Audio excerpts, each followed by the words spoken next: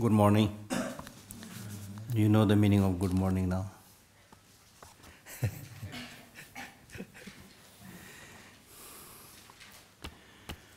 Okay, I found that unfortunately we don't have much time because tomorrow is Sunday, the next 2 days, Ngemba Gunzom and Sangbuchunzom, which means 3 days. So today's 4th, 5th, 6th, 7th, no class. Then 8th class, okay. Then on 18th I'm leaving, so I plan to finish it on 16th. Because on 18th I'm leaving. Anyway. So, yesterday we were reading verse number 4, to give my body, my resources, and the good deeds that I have cultivated in the 3 times to all sentient beings and to protect and develop them. Here is a summary of the Bodhisattva vows. So that verse tells about the Bodhisattva vows, a summary. Because the practices of a Bodhisattva are included within the practice of the 6 perfections. So that you need to know. First you cultivate the mind, wishing to achieve enlightenment for the sake of all sentient beings.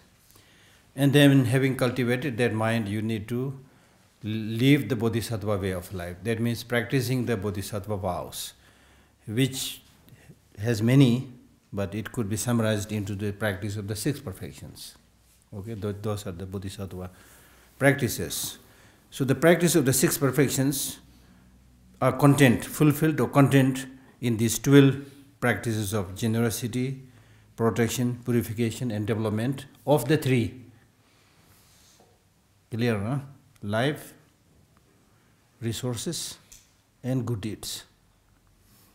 If these 3 things, if you give, protect, purify, develop, then these 12-fold practices contain the practice of the 6 perfections. For example, in the case of the practice of giving, generosity, the 3 practices of generosity are to give our body, resources, good deeds. Give our body doesn't mean that you let your body misused by others, okay?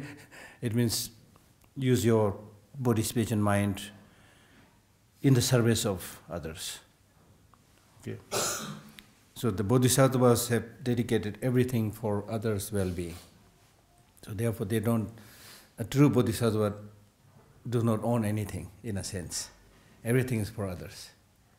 And that's the beauty of the practice, because when you own so many things, that's the source of all the problems actually. And therefore in Buddhism, this negative ego, the self-grasping, is said to be the root cause of all the problems. And it primarily talks about 2 kinds of very strong negative emotions. One is self-cherishing attitude, ranchenzi, and another is called self-grasping, which is called dangzi or denjin. So these 2 really are the kind of sworn enemy. So self-cherishing attitude hinders and obstructs us in cultivating bodhicitta, because you don't care about others' well-being, but just get obsessed with oneself. I, me and mine at the most. I, me and mine, that small circle. You get bogged down there. So that hinders you in developing that aspiration to achieve enlightenment for the sake of all sentient beings. So that is the self-cherishing attitude.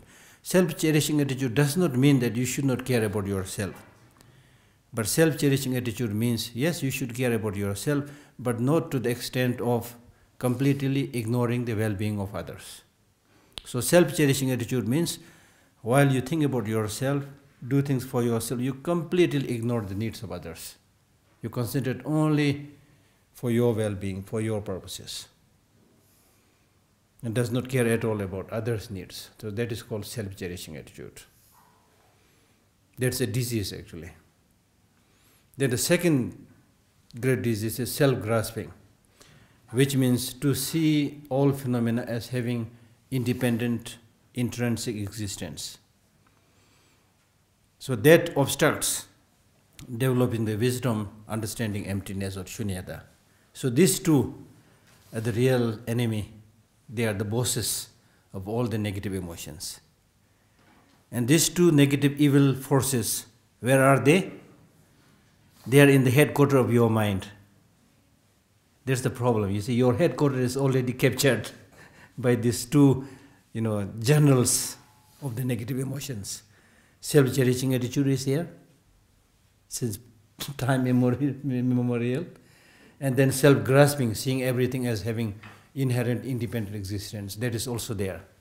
So so long as these two generals are there in the headquarters of our mind, then all other negative emotions, like attachment, anger, jealousy, all these negative emotions are bound to come.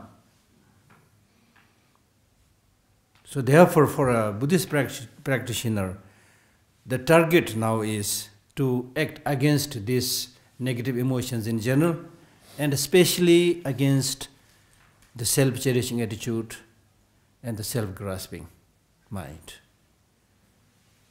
So therefore, many of the great Kadampa masters, they say that I have only one job to do, only one work to do. Their only one job is to fight against these negative emotions. And in fact, they make very precise statements by saying that if these negative emotions relax, I can relax. If these negative emotions do not relax, I cannot relax. So you always watch against these negative emotions like anger, jealousy, attachment, and so forth. So that is the only duty, that's the only job of a practitioner. Because as one of the sutras says, that these afflictive emotions destroy you, destroy others. Negative emotions destroy your morality, your peace, your happiness. So they are the real enemy. But interestingly or unfortunately, we never make an attempt to understand and recognize these negative emotions as enemy. Instead, we are very fond of pointing an enemy that is outside of us. That person is a hijacker, that person is a terrorist. But if you look carefully, these negative emotions that are within yourself, they are the ones that hijacks your life. They are the real terrorists. They are the real enemies.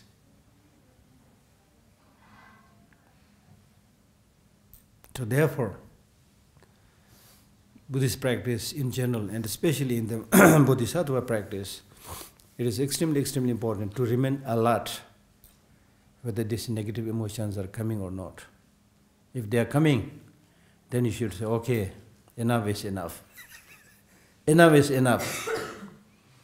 The time that you have cheated me is gone now.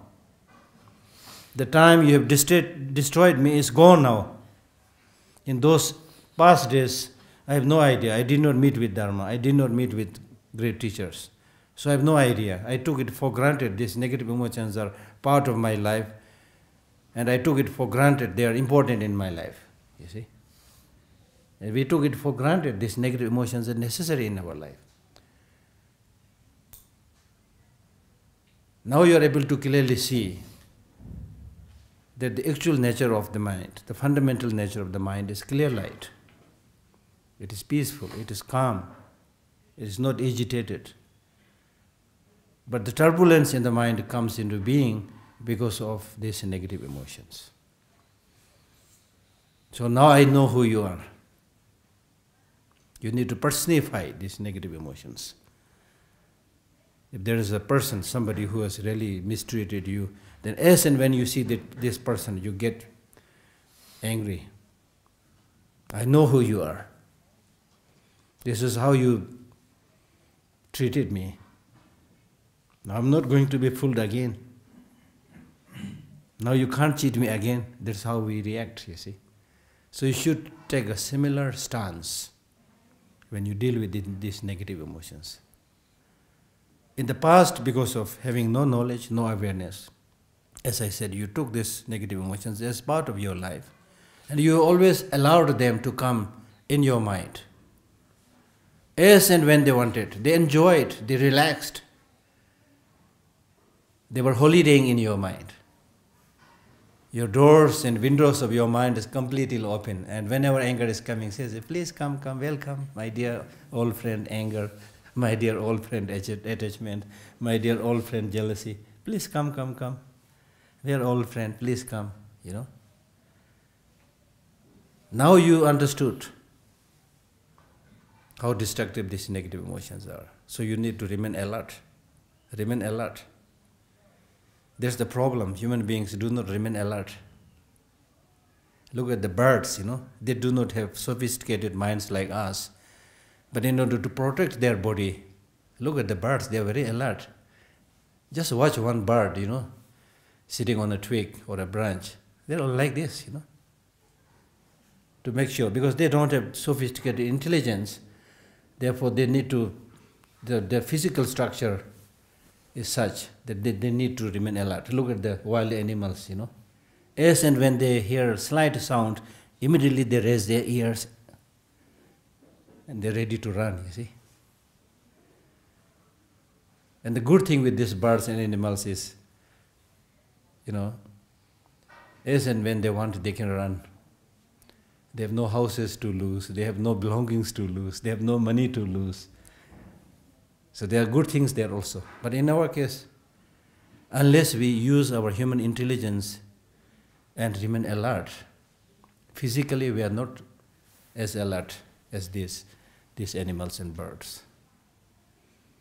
But unfortunately, we are misusing our human intelligence. Instead of using it on the constructive side, we are using it on the destructive side.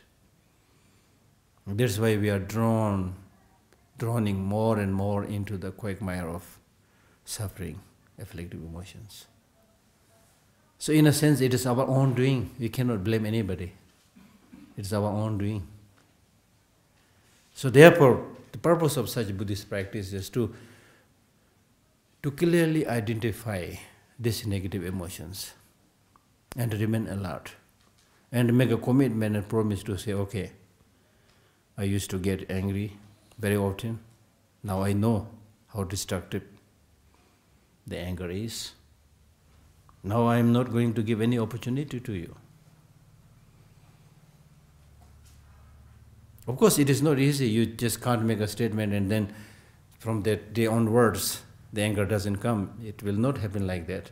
But you need, if you make that persistent effort with a clear recognition how destructive these negative emotions are, then gradually, you can distance yourself. First of all, distance yourself from the influence of these negative emotions. At least make sure that they are not coming. You may not have the capacity to fight against them. You may not have the capacity to develop the counter forces, but at least make sure that they do not invade your whole being. Then, just like wounded animals, you see. If you look at the wounded animals, when they are wounded, they normally don't try to fight because they know their weakness. They go hide somewhere, make sure they are healed, their physical strength is regained. Then after that they come and fight. See. So therefore, as I said the other day, that these negative emotions destabilizes us. They make us vulnerable, they make us weak. And we do not want to become weak. Weak in terms of your own personal capacity, weak in terms of what you want to do for your country, weak in terms of what you want to do for the well-being of the whole world. When we have these negative emotions widely prevalent within us, then we see all these multifarious, unfortunate happenings throughout the world. So the only solution is changing the attitude, transforming ourselves, and thereby we can make our own life happier, the life of the family happier, the life of the society happier. There's the only way, there's the only solution. There's no other shortcut.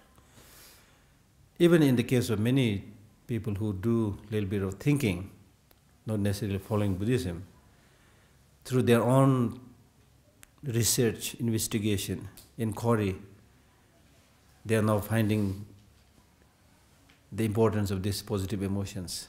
The scientists are now talking about the importance of positive emotions for your health, physical and mental health. Philosophers are talking about it.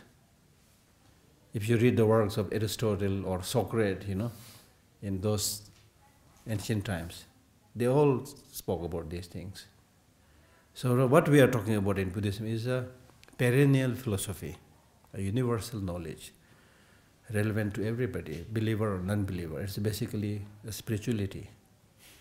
And therefore it is extremely important to recognize the fact that this knowledge that is found in Buddhism is a must one. It's an absolutely necessary one, not a luxurious item. So, in the case of practice of generosity, the three practices of generosity are to give our body, resources, and good deeds. So this contains the practice of giving. Out of the 6 perfections, when we talk about giving, so it talks about giving your life in the service of others, giving whatever you have earned, resources to others.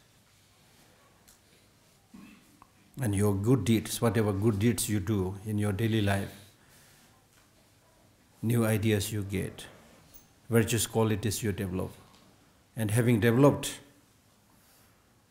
and practiced these good qualities, do not become arrogant. Instead, you should immediately dedicate it for the benefit of all sentient beings. Dedicate it by saying that may this good deed that I have done become a cause to achieve enlightenment for the benefit of all sentient beings. And if you do that, then the good deeds that you have done will never be lost. It is like depositing your money in the bank. Not only it will not be lost, but you might get some interest. Okay? So it's very important to, as and when you do something good, then having completed that good deed, you should rejoice, be happy, and think that today I have really made my life meaningful. Today I have really made my day meaningful, and dedicate it for the benefit of all sentient beings. Protection. The two practices of protection are guarding the 3 gateways, body, speech, and mind, from fresh moral corruption, the physical purification of evil deeds. This contains the practice of morality also. Out of the 6 perfections, morality basically is of 3 types. The first is called restraining your senses. So guarding the 3 gateways basically means restraining the 3 gateways, body, speech, and mind, and make sure that you do not engage in fresh moral corruption or wrongdoings. So therefore, when we engage in meditation, one of the preparations for meditation is to restrain the senses. And then second, the physical purification of deeds. This number 3 is, I think, wrong. This is only 2. So this contains the practice of morality of the 6 perfections. So morality basically, in Buddhism, the word morality, or even if you use the word ethical discipline or morality, whichever word you want to use, the Buddhist concept of morality and discipline has no connotation of you are doing something because it has been imposed upon yourself by some external force. If you use the word discipline, but at least in the context of the Buddhist morality, there is no connotation of you are doing something because it has been imposed upon you by some superior or a leader. Okay? So morality basically means restraining doing negative things. That is one morality, the first kind of morality, restraining from doing negative things. That's good, that's wonderful, but that's not enough. You also need to cultivate positive qualities. So second kind of morality is cultivating positive qualities. That is second type of morality. That is also good, but that's still not enough. why you are restraining the negative afflictive emotions, and why you are cultivating the positive emotions to help other sentient beings. So helping other sentient beings is the third kind of morality. Okay? So Buddhist morality basically is talking about three types of practices: restraining negative deeds, cultivating positive emotions, and helping others. So morality basically means a proper way of life. Proper way of life is a life where you do not harm others, where you help others, where you do good things. That's Buddhist concept of morality. Purification. In the case of the purification of the body, purification in terms of elimination of delusions can be understood in three ways: the nature of the antidote, contributing factors of the cultivation of the antidote, the elimination of the antidote's obstructing factors. So now if I refer again back to the verse, when it says to give my body, my resources and good deeds that I have cultivated in the three times, that is talking about practice of giving. Out of the six perfections, that first line is talking about to give my body, my resources and good deeds that I have cultivated in the three times, that is talking about practice of generosity, practice of giving. The next line, to all sentient beings and to protect. And to protect, that is talking about morality. That's talking about morality. If you protect yourself from engaging in negative deeds, that is, as I explained earlier, is the first kind of practice of morality.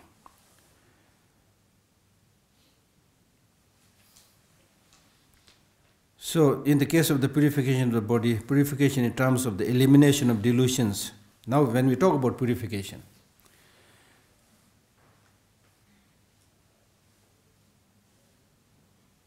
if you especially talk about purification in terms of elimination of negative emotions, delusions, then it should be understood in three ways. That means, how would you purify yourself? In this case, first you need to understand the nature of the antidote. In order to purify the negative emotions, what kind of antidote you should cultivate? What is the nature? So when we talk about this, then this contains the practice of the concentration and wisdom, because it is the concentration which acts against the manifestation of afflictive emotions. If any negative emotions manifest, then through one-pointed concentration you will be able to suppress it, but it will not have the power to eliminate it from the root. So to eliminate it from the root, you need to cultivate wisdom. So therefore, when we talk about the nature of the antidote, we are talking about the practice of concentration, wisdom of the six perfections. So in other words, this one verse is talking about all the practice of all the six perfections in a summary, in a nutshell. Okay. Then second, contributing factors for the cultivation of the antidote. What are the contributing factors? Because you need to cultivate those antidotes. What is it that can contribute towards it? So the second contains the practice of effort. The one that would contribute to the development of concentration wisdom is by making effort. By not becoming lazy. If you remain lazy, you can't cultivate concentration, you can't cultivate wisdom. So therefore, in order to cultivate them, you need to make effort. So contributing factors here refers to cultivation of effort. So this talks about the practice of effort of the six perfections. And the third, the elimination of the antidotes, obstructing factors. The third requires the practice of patience. It's not enough that you make some effort. Especially if the effort is short-lived, then you will not be able to achieve anything. As Kongtan Tenpa Dome in one of his texts says, then in the first few days you get so interested in the Dharma practice that you even forget to take food and make effort. And as soon as you start doing the Dharma practice, you long to get enlightened. Push button enlightenment. And after 3 days, you forget everything, and there is no trace of your practice. And such a person, such a practitioner, will not get anything.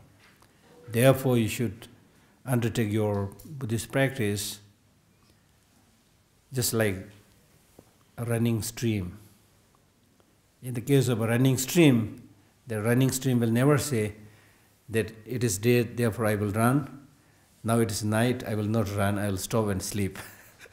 It will never say that. It just continues. It continues. The flow continues. So similarly, we should, in terms of our practice, it should be continuous.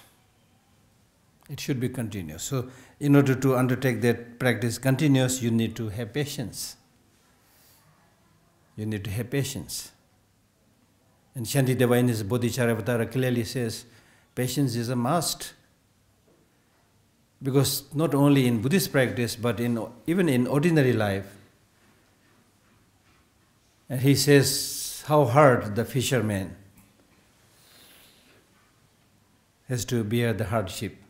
If he has no patience, he will not be able to catch any fish. He has to sit by the bank of the river the whole day, hoping that he will be able to catch few fish. And look at the farmers, whether it's scorching heat or whether it's raining, whatever, the farmer has to cultivate the field. So he has to persevere and be patient. So therefore, it is extremely important to have patience. And especially in terms of Dharma practice, it is not that difficult. We don't have to sit in scorching heat or in the rain. We can at least sit comfortably in the room, do the reflection and thinking. So comparatively, it is much more comfortable and easier. And more than that, if we remain patient and make effort in the Dharma practice, then there is a possibility that you travel from peace to peace, happiness to happiness. There is a guarantee that you will be able to get reliable, long-lasting peace and happiness through this pursuit. Not in the case of the ordinary worldly pursuits. Whatever you get, that is ephemeral. That is not long-lasting. That is not going to give you reliable satisfaction and peace. So therefore, one should undertake the practice of effort and patience. And especially in today's world, with so much distractions, if you don't have some kind of patience, then it may be quite difficult for you to survive in this world. Even when you drive in a busy city, if you don't have the patience, when you are caught in that traffic jam, if you don't have the patience, I've seen this in the case of many people. I mean, there's no way he or she can move his or her car because there are so many cars in front of him or her, but still that person is just getting mild, then honking and getting angry. So what is the use of such impatience, you see? So the patience is a must.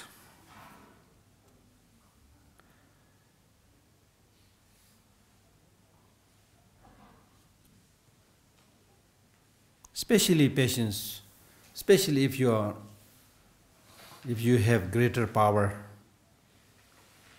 or greater wealth, if you are in a higher position, then patience is especially important.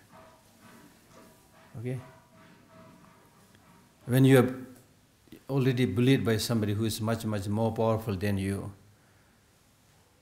then because you are in a situation that you can't do anything, then at that situation, even if you say, I'm practicing patience, there's not genuine patience, because there's not much other alternative but to submit and yield, But if you are in a higher position, a more privileged position, but still someone who is much, much lower than you does something that is distasteful or not to your liking. So under such a situation, if you remain patient, then that is the real test of practice of patience.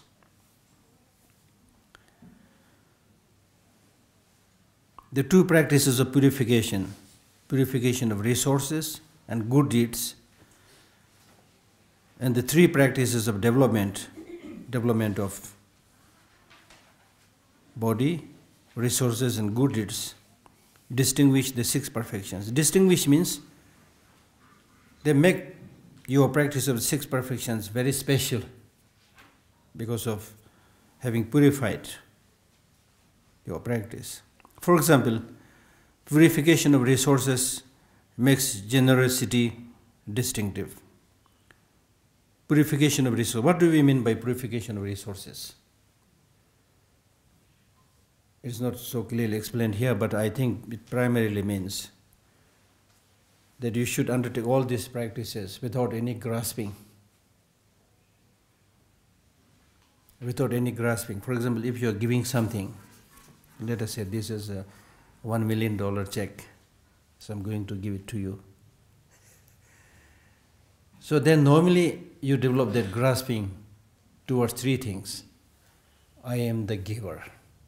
I am the great benefactor. You develop that strong grasping to yourself.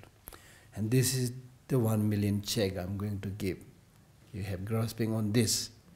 And then you are the one who is going to get it. And you develop grasping to the object. So one should not develop that kind of grasping without grasping. Seeing everything like a dream, like an illusion. As I said already, that these two negative emotions, self-cherishing attitude and self-grasping, they are the sworn enemy. So self-grasping means seeing things as having inherent independent existence. Because when you see anything as having inherent independent existence, that intensifies, strengthens your negative emotions. That's the reason. That's the reason. For example, if I say, if I like this tablecloth, not only I like it, but if I see this tablecloth as having inherent existence from its own side, meaning that if I see this cloth 100% nice, 100% beautiful, the beauty is from its own side, then I develop very strong obsession. I must have it. This is perfect. There's no fault in this. Be it a person, be it an object. When you see that object, that person is having independent, inherent existence, then you tend to exaggerate that object. That person or that object obviously has many limitations, many faults, but you will not be able to see that. Because you thought that that beauty is intrinsic, existing from its own side. So as a result, you will be completely carried away when you see that object. Wow, this is so beautiful. You know, you get completely lost it. You get completely obsessed into it. Getting obsessed with that object means you get completely sucked by that object. You get drawn into that object. You see? And again, that makes you weak. Destabilizes you, you see. You get stuck there. We are not, in Buddhism, what we are talking about is getting freedom, not getting stuck somewhere, you see. So in this process, you get stuck there. Similarly, if you see somebody who you dislike and hate, say your enemy, then again, because you dislike that thing called enemy, you again tend to see this person's negativeness as intrinsic. Horrible, 100% negative. This Chinese leader is horrible, 100% negative. I cannot have negotiation with them. I cannot have dialogue with them. They are just embodiment of evil force. You see? So where is the room for negotiation? Where is the room for dialogue, you see? It is only a person like His Holiness the Dalai Lama who is able to see the relativity of everything, who understands the teaching of the Buddha, who practices the teaching of the Buddha. Therefore, he is the one who is always talking about middle way. He is talking about having dialogue, having negotiation. You can see this, you see. But ordinary people like us, how can I talk with these devils? The more you submit to them, the more they will believe you. So the only thing is use brick for brick, tit for tat.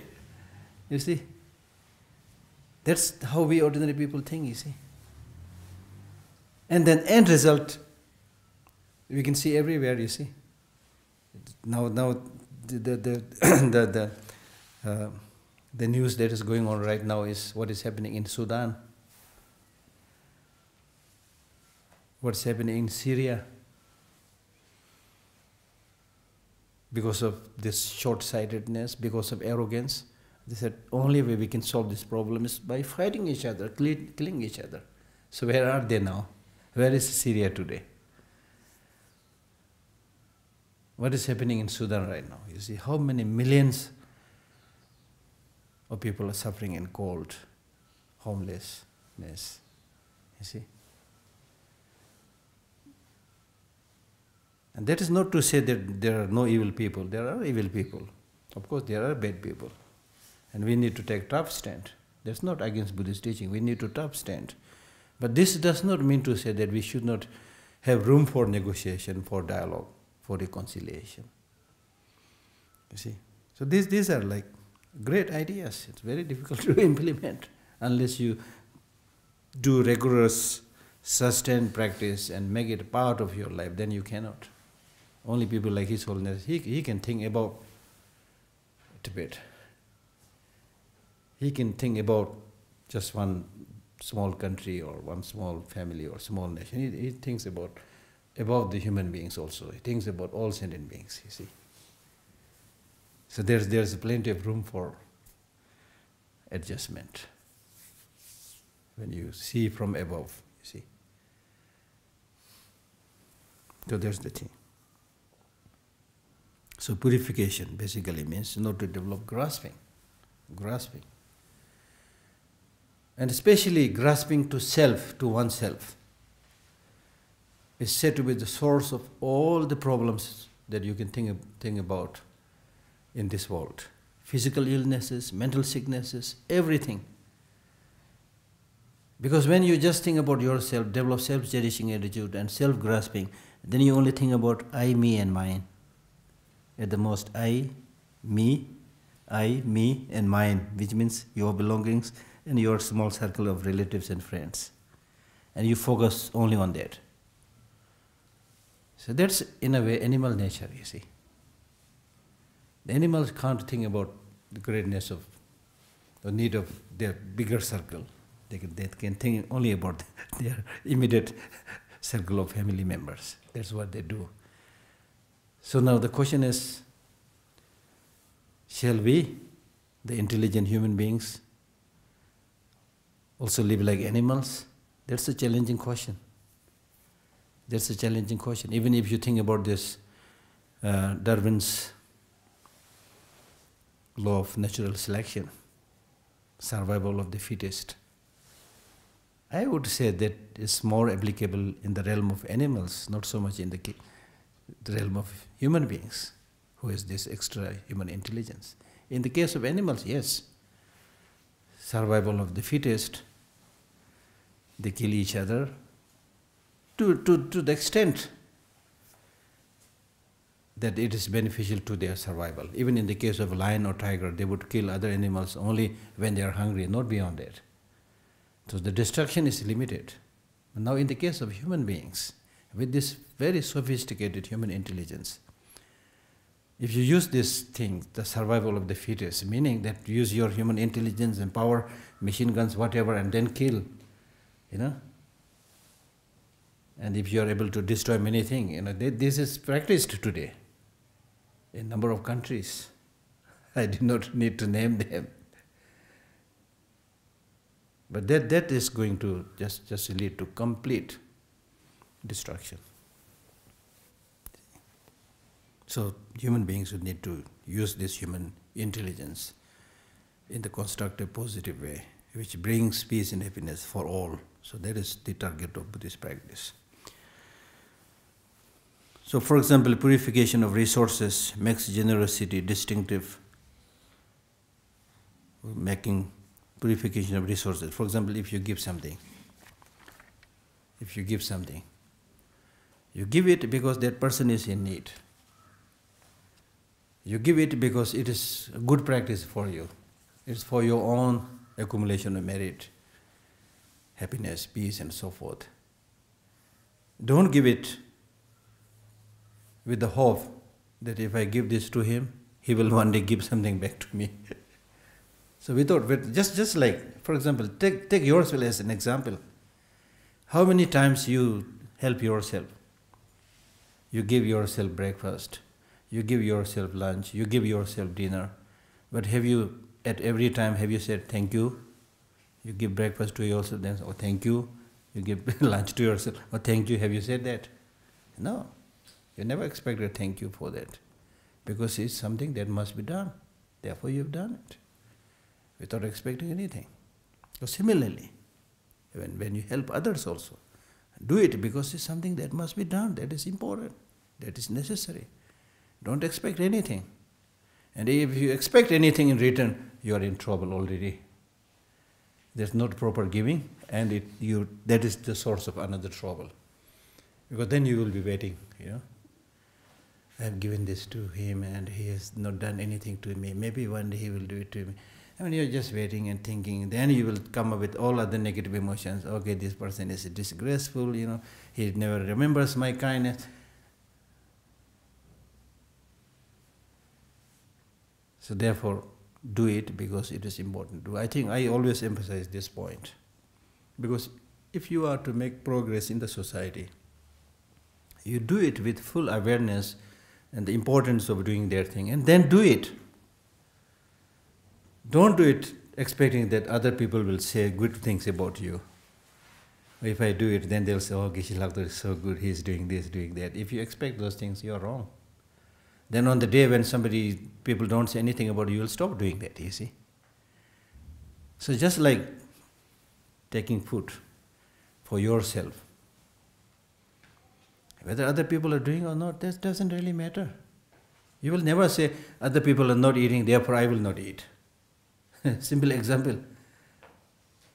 So similarly, that's the problem in the society. I always give this example. If I give a very small example, let us say this classroom is filled with tables, okay? And we need to remove these tables. Now if everybody, when they knew that the tables are to be removed, then everybody takes care of one table and, takes it outside. It's so simple, so easy. But if you don't have that sense of responsibility, at least in the case of the majority of the people in the class, and if there's only 1 or 2 persons who have that sense of responsibility, they have to work very hard, Just 1 or 2 persons having to remove all these tables, you see. So therefore, what I'm really trying to say is everybody has to have this sense of responsibility to the planet, to the whole universe. And now to the Tibetan community also, we have this wonderful religion which talks about well-being of all sentient beings. So this talking about well-being of all sentient beings should not be limited just in the reading of the text or doing something in the Tibetan community alone. If you really want to prove the greatness of this teaching, this religion, you need to a little bit go beyond the Tibetan community. Whoever is in need, because we are talking about all sentient beings. That was our prayer. So we need to show it by doing. Of course, you can start it within the Tibetan community and then slowly, wherever there is a need. So I think that is the call of the time. Otherwise, who will believe that you are somebody who is practicing this great teaching, you see? And this is indeed a very, very great teaching. There's no great teaching, greater teaching than this one, you see? Today people are talking about globalization as if it is a big thing. Even when they use the word globalization, they are not talking about the well-being of all sentient beings. They are talking about only human beings. And within human beings also, the term globalization is primarily used in the context of doing business. It's not done with the motivation to bring long-lasting peace and happiness to everybody. But in Buddhism, we are talking about well-being, long-lasting well-being and happiness of all sentient beings. So that's why His Holiness Dalai Lama repeatedly says, we are very fortunate to have such a religion, such a culture, you see. So advanced. These days people repeatedly ask me, Geshe, give a talk on the relevance of Buddhism in the 21st century. Or the connection between science and Buddhism. So I tell them that if you understand the essential points, as we discussed here also, the fundamentals of the Buddhist teaching, it's not only relevant in the 21st century, it is relevant in this world so long as we are here in this world. Just like medicine. If you ask about the relevance of medicine, medicine is relevant so long as you have physical illness. So similarly, the Buddhist teaching is relevant so long as you have this mental illness. So that is the relevance, you see. And mental illness, when we talk about mental illness, we are not talking about mental illness of the Buddhist alone. We are talking about anger, which is a widely prevalent disease all over the world, you see, which is destroying and killing millions. If you look at the conflict, the war, they are all offshoots of anger that arose in the mind of a leader, stupid leader or whatever, you see. So it all comes from anger, from hatred, from jealousy, from greed. So it's in this way you can clearly see the relevance of these teachings. For example, purification of resources makes generosity distinctive, whilst purification of the root of positive deeds, which is the antidote to the contamination of the self-cherishing attitude and the grasping of the grasping of the science of the selves, means to see the things as having independent inherent existence. Science of the self means to see the self as having the sign of independent inherent existence.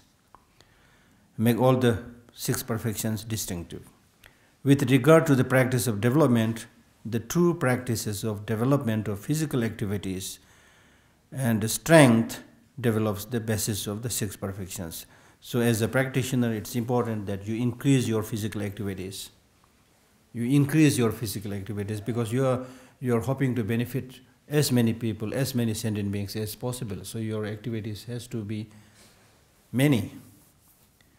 And then strength. Strength means not just building your muscles, but strength means to physically remain healthy. This is a so interesting teaching. So physically, mentally, you should be healthy. This will be explained in more detail in the subsequent verses. So development, there are 2 ways in which to develop the root of positive deeds, that means good deeds. So when it comes to developing or increasing the positive deeds, first your motivation or preparation should be good, developing the preparation, then actual development of virtuous deeds. But normally we talk about the preparation should be good, the actual practice should be good, and the conclusion should be good. When it comes to doing something bad, something negative, the preparation should not be there. Meaning that right in the morning, if you make a motivation, make a preparation, think, okay, I will kill this person today. That's preparation, that's motivation. Then you finally confront that person and kill, and having killed that person, instead of regret and remorse, you say, wonderful, I've done the job. I've eliminated that evil force. So having killed that person, again if you rejoice, then your negative deed becomes extremely strong. You see? So therefore, in terms of doing negative deeds, there should not be any motivation. If something accidental happens, it happens to all of us. Something accidental happens because of the situation. You are an ordinary person, somebody provoked you, on the spot you got angry, and then you harmed somebody or killed somebody, then at least after that you should feel sorry, feel regret. And then your negative deed becomes at least less heavy. Okay? So therefore, as Nagarjuna outlines in his letter to the friend, when it comes to doing good things, he says it should be like a carving on a stone. When you do something good, it should be like a carving on a stone. Whether it's developing compassion or love or wisdom, it should be like a carving on a stone. If you carve something on the stone, even when the stone breaks, still the lines will be there, the carvings will be there. It will not be easily lost. And if that is not possible, at least it should be like writing on the earth, writing on the ground. At least it will stay there for some time if you write something on the earth or ground. It should not be like writing on water. When you write something on the water, as soon as you write, it disappears. So when it comes to the development of the negative emotions, it should be like writing on water. It should be like writing on water. We do get, as I said, we do get angry, but after having got angry, we should immediately be able to forget that. Do not hold ill will or resentment within your mind. See? So normally the thing is, we are very good in remembering bad things, very bad in remembering good things. And normally I give the example that if I had let us say I have a friend who was my very close friend for the last, say, 30 years. As we say, hand and glove friend, very close friend. 30 years. It's a long, long time. Now let us say this morning, over the breakfast, we had some disagreement. 5 minutes fighting. After that, we will be able to remember that 5 minutes fighting and not the 30 years long friendship, see? So you can see how strongly we are entrenched in these negative emotions, how strong we are habituated with these negative emotions. So as a good practitioner, now what you really need to do, and hopefully you will be able to do it if you are a good practitioner, is that after having this 5 minutes fight, you should be able to go to that person. Okay, at that point you were angry, but now having your anger cooled down, go to that person. If there's a need to cry, cry, no problem. And say, hug him or touch his hand, say, I'm extremely sorry. We were such wonderful friends for the last 30 years. Unfortunately, this morning we had this ugly happening. Maybe your mistake, maybe my mistake, but anyway, whatever, forget it. Say sorry, cry, weep, whatever. Then that friendship will become much, much, much more stronger. But how many of us do that? We'll just keep on remembering that 5 minutes fighting, and then you part your ways. You will refuse to talk to that person, refuse to see that person anymore.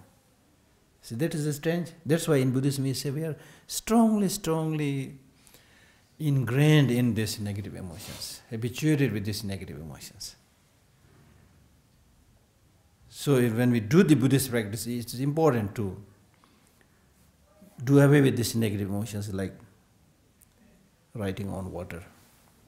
If not, at least writing on the ground. Not like carving on the stone. So that's what has been suggested by Nagarjuna in his letter to the friend. So developing the preparation and actual development of virtue states. A bodhisattva should strive to generate the continuous wish. See, continuous wish.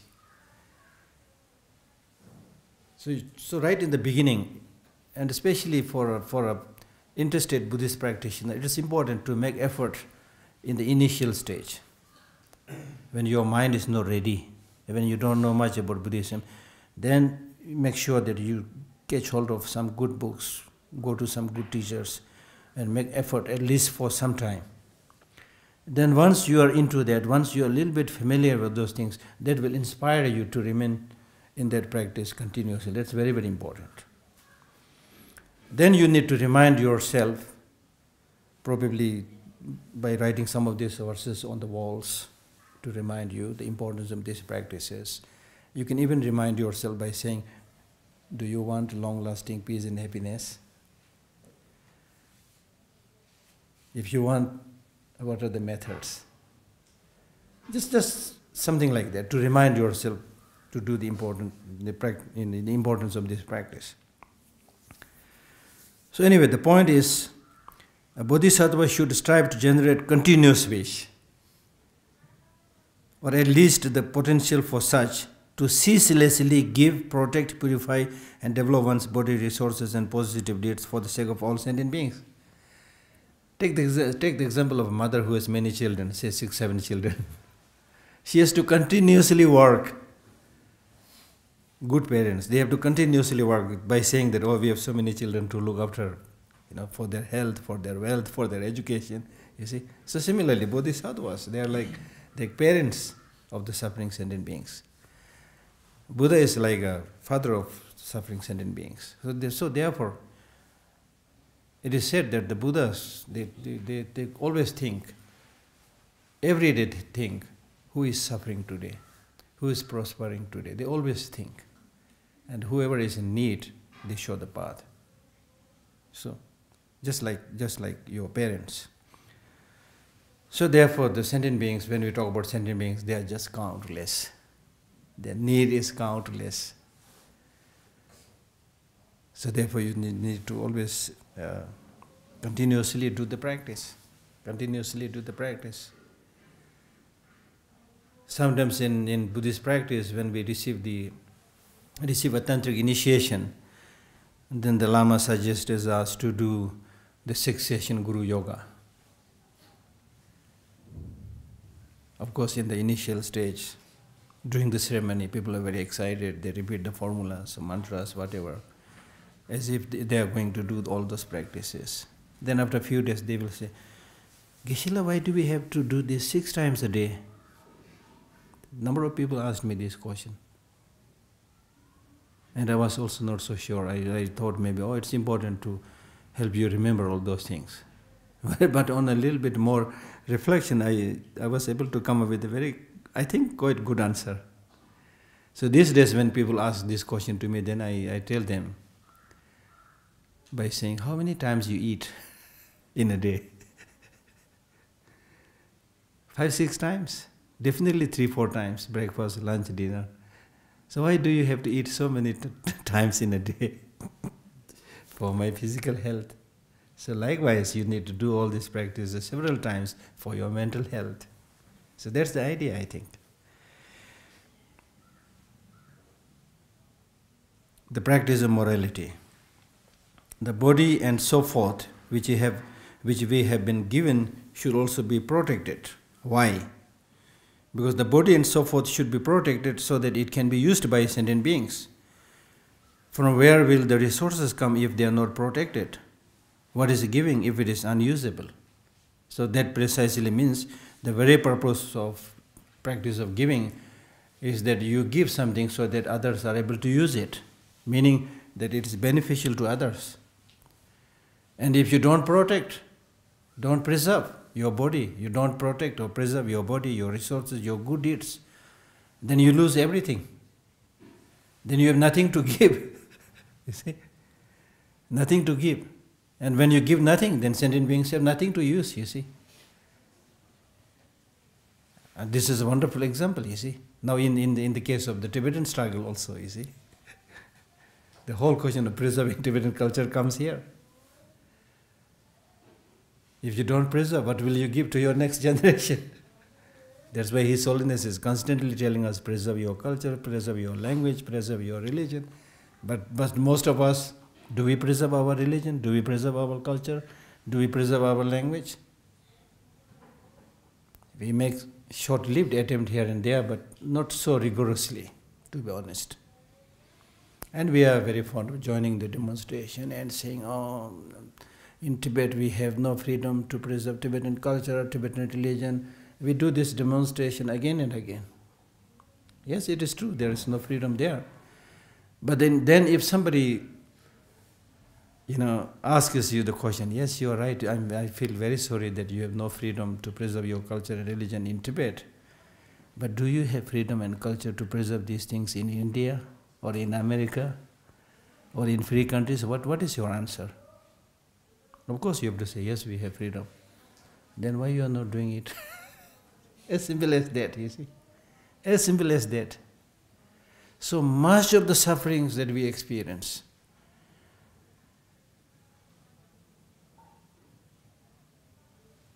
may be partly due to others, but primarily because of your own weakness. Your own not being able to do it.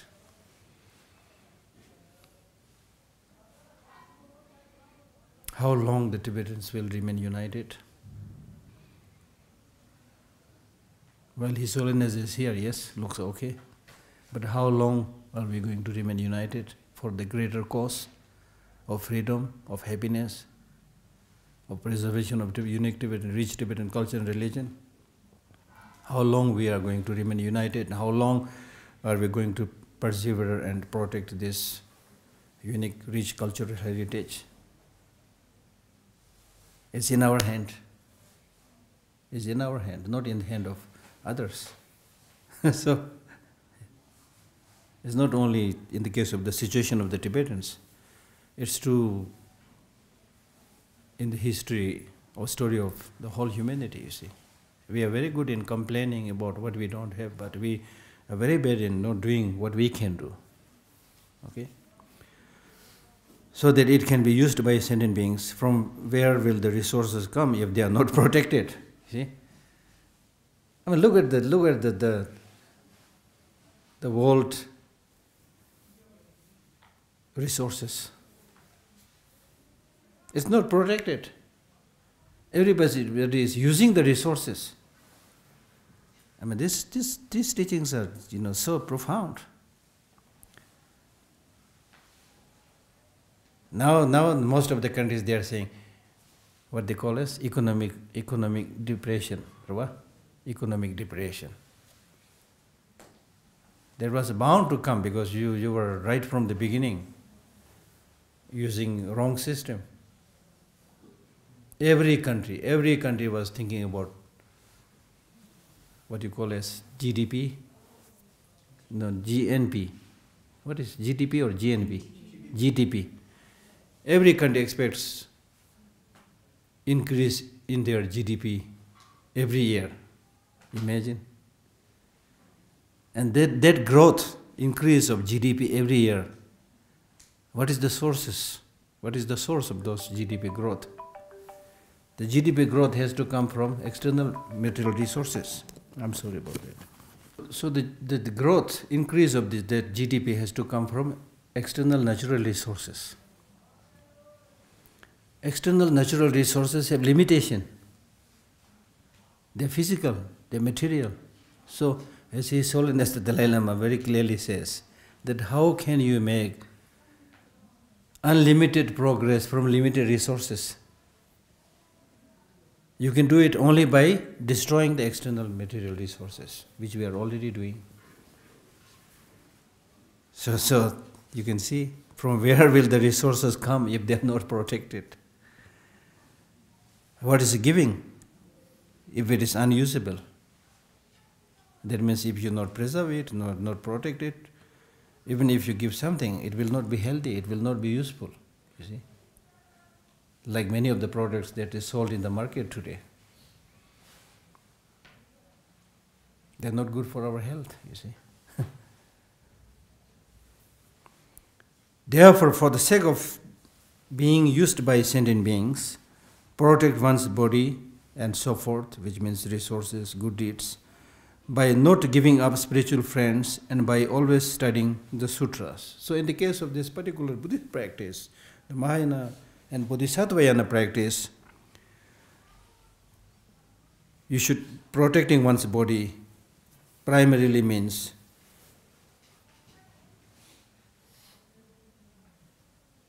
by not giving our spiritual friends two things. By not giving our spiritual friends and by always studying the sutras. That means, as I explained yesterday also, protecting one's body, speech and mind, or protecting one's life means to remain in constant touch with good people, spiritual friend, who thinks in a healthy way, who does things in a healthy way, to remain in constant touch with good spiritual guidance, spiritual teacher.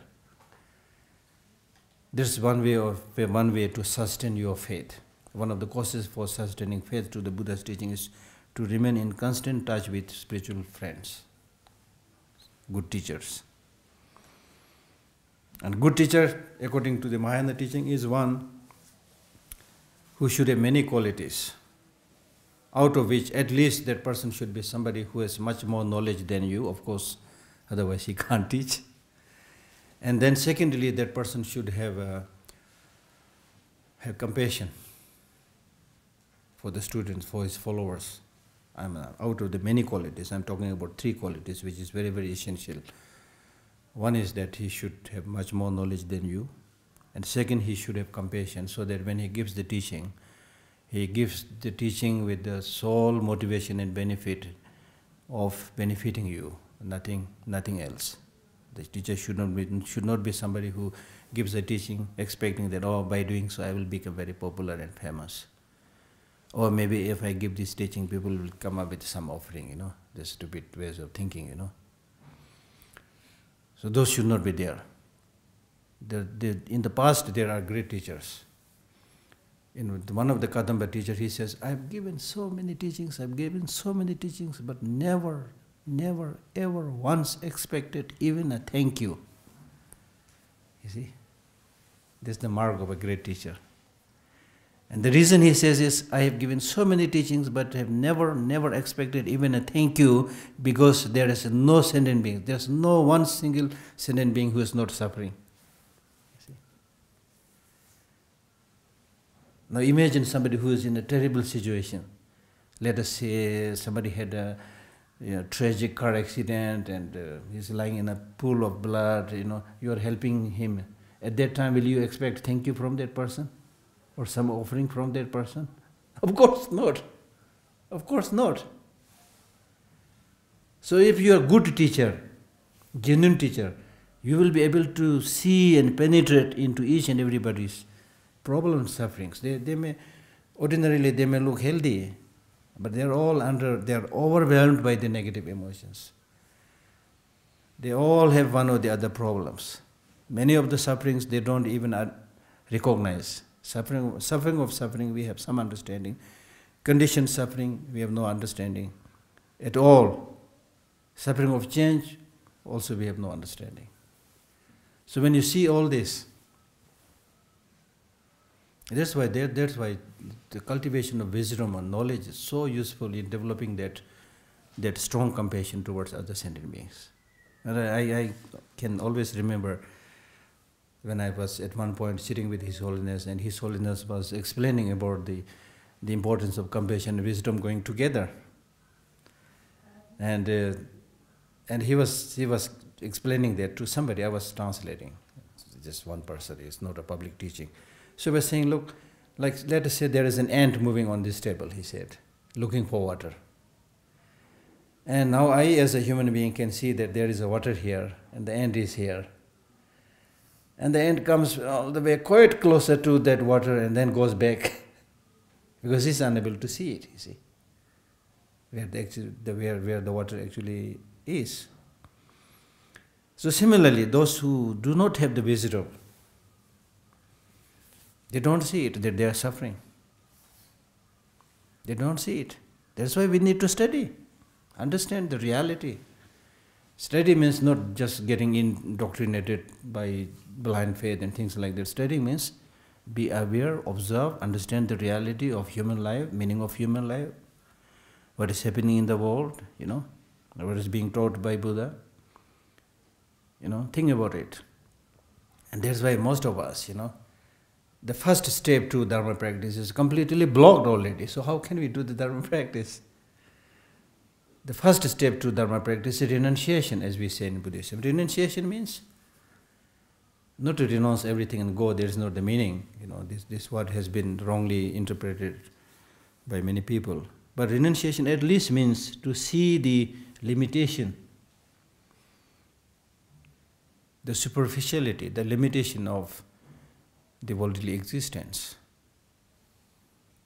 the illusion like worldly existence, so that you are really able to penetrate into the layers and layers of possible difficulties and problems, sufferings, and thereby will be able to reduce attachment, anger, jealousy, and so forth, and thereby there is a hope to see the limitation and sufferings within the samsara. But for the most of us, we talk about samsara is bad, samsara is suffering, and things like that. Just for the sake of talking, we do talk about it. But deep down, we are all saying, so far samsara is quite pleasant. That's why we are scared of death. Scared of death means we want to live more. Live where? In the samsara. You see? So therefore, the first teaching that the Buddha gave us on impermanence, the last teaching, one of the last teaching that he gave us also impermanence. And with that understanding of impermanence, meaning that you are going to die. When? Anytime. See? So if you are somebody who really thinks about it and meditate on it and who's some understanding, then at least you will make some attempt to prepare for that journey into the unknown land. And His Holiness suggests his people by saying 50-50. That means 50, we can't expect everybody just remain completely committed to Buddhist practice, because we are ordinary people, we need to look after so many things. The presence of negative emotion is very strong. So therefore he advises 50-50. That means 50% you take care of this life, 50% you plan for the future lives. So there's the thing, you see. So what I was saying was, if you are somebody who really has this understanding of impermanent suffering, the overwhelming presence of suffering and problems among all sentient beings, then you should always expect that love and compassion. So therefore, when you give a teaching, you don't expect anything. I had given you that example. And instead you should be thankful to these people who are listening. Because these people listening, therefore it gave me an opportunity to read this text, prepare this text, explain this text. You give an opportunity to collect merit. It is not just me giving something to you, you are giving something to me in that sense. You see, it's all how you see things, how you understand things, you see.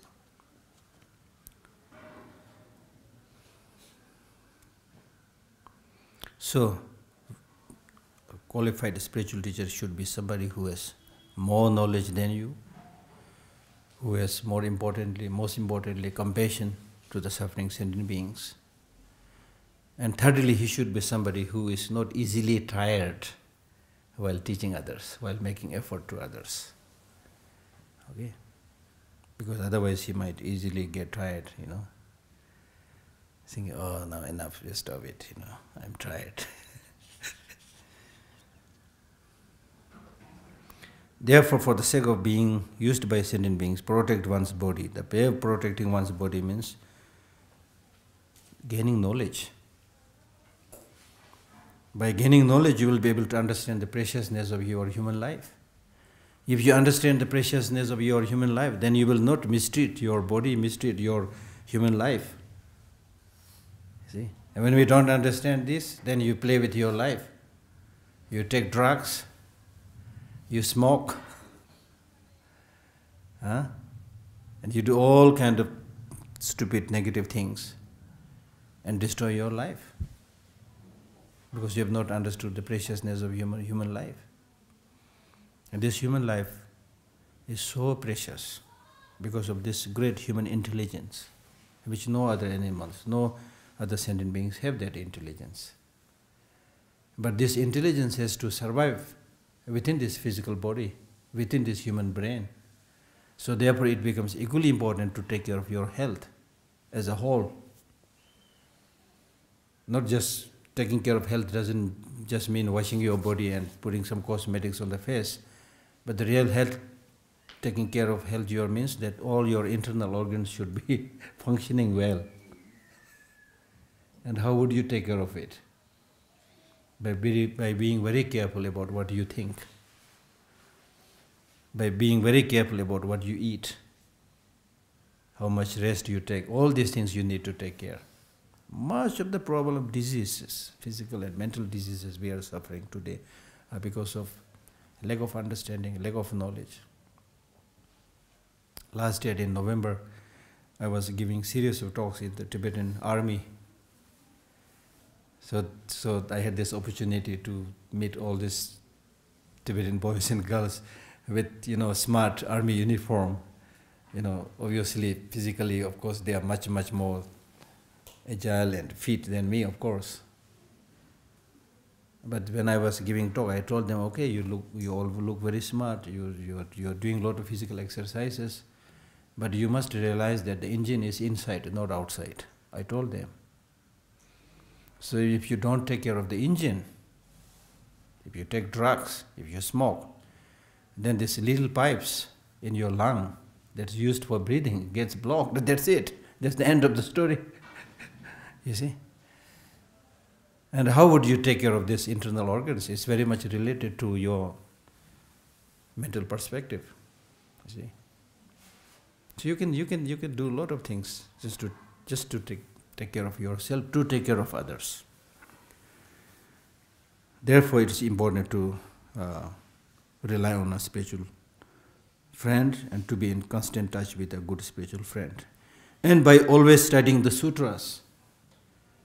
Sutras means the teachings of the Buddha. Buddha is our teacher. And we may not be able to relate to him physically, but just like as if he is alive, all his teachings are here. Now for the Tibetans, we have 108 volumes of the Buddha's teaching, 108 volumes of the Buddha's teaching, and 225 volumes of commentaries of those sutras by great Indian scholars like Shantideva, Nagarjuna, Chandrakirti, and so on. We are very, very lucky. But how many of us are able to read those things? And in fact, we have this very poor tendency,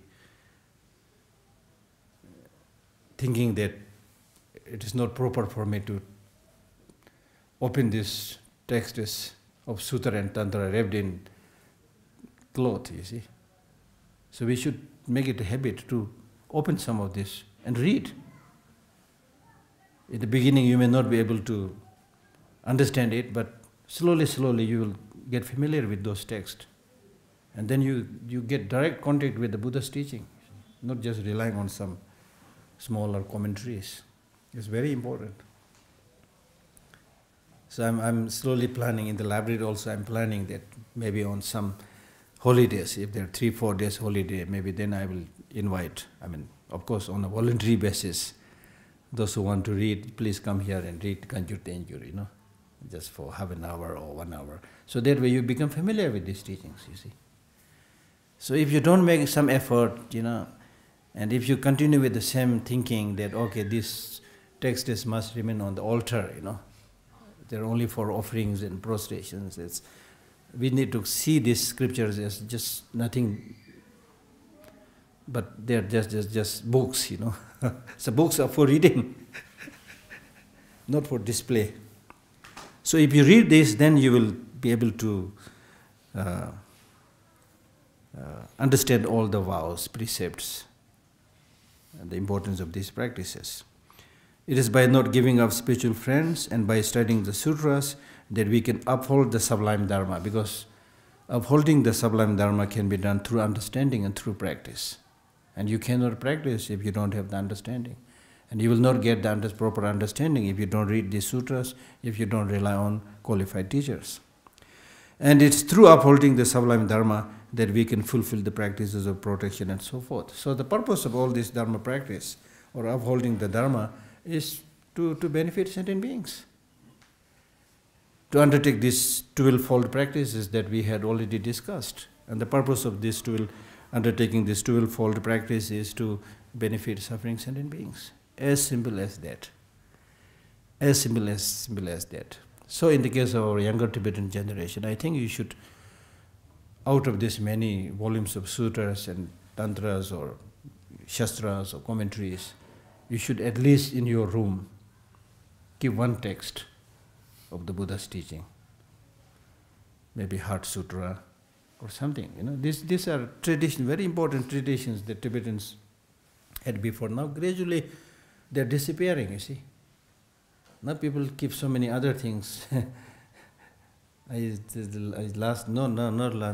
year, September, when I was giving series of teachings in Russia, when I was giving this teaching in LTWA, which is a Buddhist republic, now they are trying to revive they are from LTWA, these two. So there I was saying that you should buy and keep some of these sacred kanjur tenjur in your home, you see. Now these days, when it comes to buying a kanjur tenjur, they might say, wow, very expensive. But when it comes to buying a color television, I told them, then there was one monk, he said, Geshe, you hit hard, That's what I felt myself, When I was in need of some kanjur tenjur, first I thought expensive, then I said, shame on you. When it comes to buying something like color television, you don't hesitate, You just give the money and bring, you see. When it comes to buying such a precious text, you hesitate, oh, it's expensive, I may not be able to read it. You come up with all these excuses, you see, clearly showing that you are not interested, you see. So it's important to revive this tradition.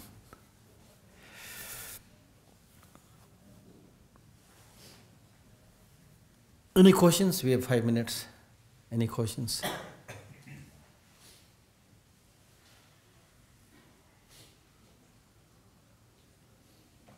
No question? No question? No answer?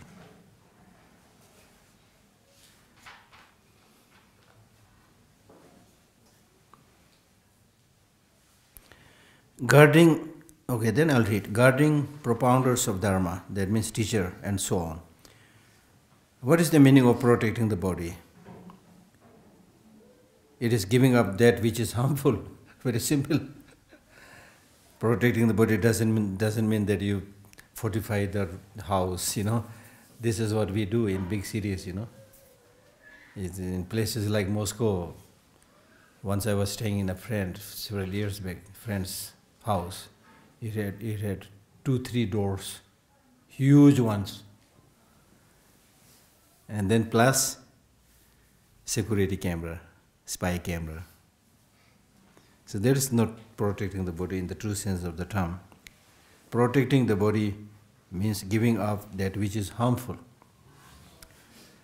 Just as those who abide in upholding the Dharma would not harm others, similarly we should protect our body. So protecting one's own body is protecting others. If you want to, there is a teaching which says if you want to protect others, protect yourself first. If you want to show compassion to others, you should have compassion. You see. Okay. Similarly, we should protect our body. This means that we should practice protecting our body by guarding the 3 gateways: body, speech, mind, through which fresh moral corruptions occurs. So make sure that you do not commit new or fresh moral corruptions or wrongdoings. Protecting one's body is to abstain from those actions that would harm one's body in the future and to rely on factors that are beneficial in this life. This means to uphold the Dharma even at the cost of one's body and life, as is explained in the Arya Ganj Sutra, and to give up befriending those who would become a hindrance to upholding the Dharma as is explained in the Sadam Pundarika Sutra. So as I said earlier, you need to remain more in touch with good people and not with bad people. Now, not to remain in touch with bad people doesn't mean that you should develop hatred and anger towards these bad people, but you are simply making sure that you are not influenced by these bad people. It's very, very easy to be influenced by negative ways of life and negative ways of thinking. Okay? And it's quite difficult to be affected and influenced by good people. So it's important to constantly be in touch with good people. Okay, we stop here and enjoy 3 days holiday. We'll meet on 8th January.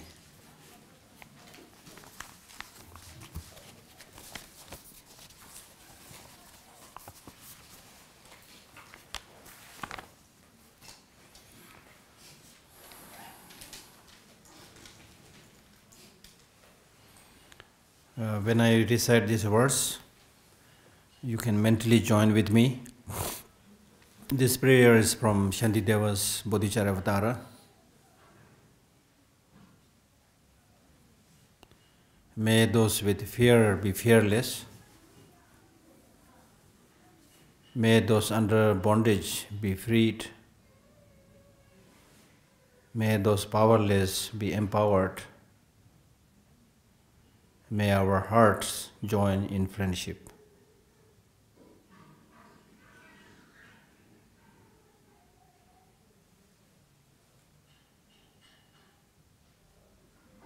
Thank you.